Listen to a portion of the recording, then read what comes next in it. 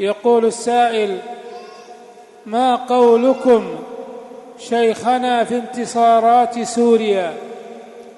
الحمد لله حمدا كثيرا طيبا مباركا فيه، وأشهد أن لا إله إلا الله وحده لا شريك له، وأشهد أن محمدا عبده ورسوله صلى الله عليه وعلى آله وأصحابه ومن اتبع هداه. أما بعد، صارت سوريا مفرحة.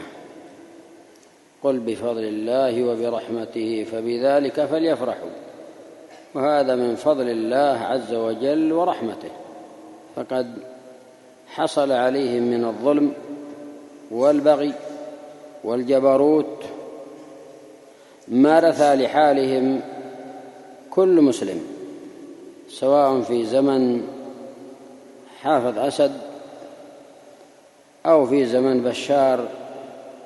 ففي ذلك كله وبلاد سوريا مرهقة من ذلك الظلم والعتو والجبروت والبعد عن دين الله الحق في ذلك النظام البعثي النصيري، وانتهاك أعراض كثير من المحصنات كما نشر في هذه الآونة وقبل، وتدمير تلك الخيرات. بلاد الشام التي وصفها الله بالبركة، سبحان الذي أسرى بعبده ليلا من المسجد الحرام إلى المسجد الأقصى الذي باركنا حوله، الأرض التي باركنا فيها للعالمين. هي بلاد مباركة، وقد أثنى عليها رسول الله صلى الله عليه وسلم، وعاد الأمل في نفوس الناس حين رأى كثير من الناس نصر الله في هذه الأيام في بلاد لبنان، وسقط ودمر وخمد. أحسن نصر الله لا لقاه الله خيرا ولا رحمه، وخمد حزب الشيطان الذي كان معه، وقد كان يهدد أنه يريد أن يقاتل في مارب، وكثير من كلامه يتحدث عن مارب بلسانه اللفظى حتى ما يعرف ينطق الراء مضبوط. فلله الحمد وله المنة، وما هي إلا أيام وتلا ذلك النصر نصر أعظم، وهو الفرج العظيم والنصر المبين للمظلومين والمنكوبين والمشردين والمضطهدين والمساجين الذين صار كثير منهم مجنونا، وبعضهم نحو 40 سنة لم يرى الضوء لا لشيء، غير أنهم لم يوافقوا أولئك على ما يريدون من ذلك النظام النصيري. وقد قال ربنا سبحانه وتعالى: يا أيها الناس إنما بغيكم على أنفسكم. هذه عبرة، هذا مثال حي أن يتئد كل من تسول له نفسه بظلم المؤمنين، وما أكثر ما ينسى الناس، إلا فقد مضت سنن الله عز وجل وخلت في الظلمة، ويقرأها كل مؤمن في كتاب الله وسنة رسوله صلى الله عليه وسلم. ولكن العبر تتجدد، فاعتبروا يا أولي الأبصار، هذه عبرة. وأنا أتذكر ذلك البيت الشعري: دع المقادير تجري في أعنتها ولا تبيتن إلا خالي البال، ما بين غمضة عين وانتباهتها يغير الله من حال إلى حال.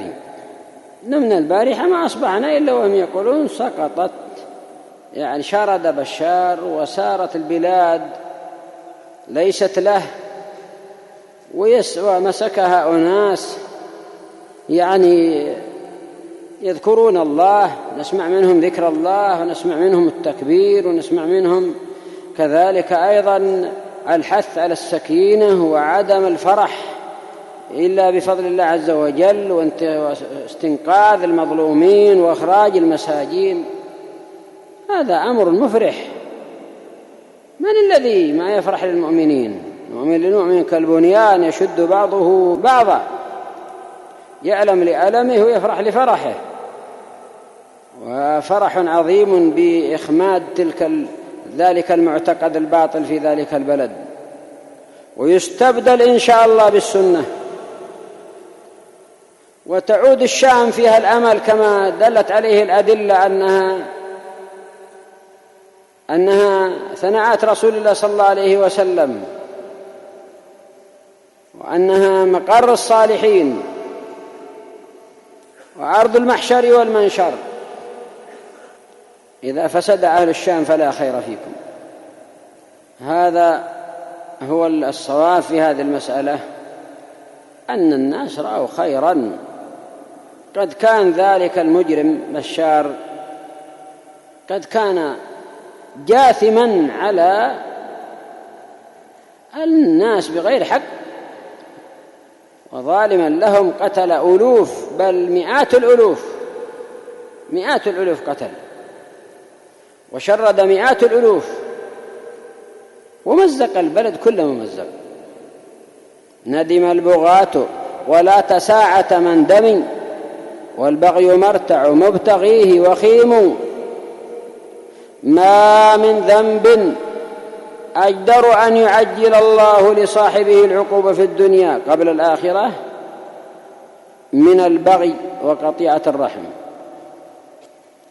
لا شك والله أننا فرحنا، والله إني سجدت لله شكرا، والله أننا فرحنا بذلك النصر الذي حصل في بلاد الشام، نصر بعد نصر.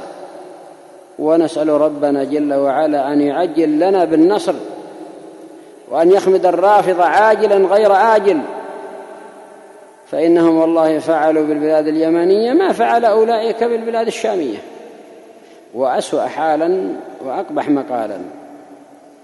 ولكن وكذلك أخذ ربك إذا أخذ القرى وهي ظالمة إن أخذه أليم شديد. إن الله ليملي للظالم حتى إذا أخذه لم يفلته.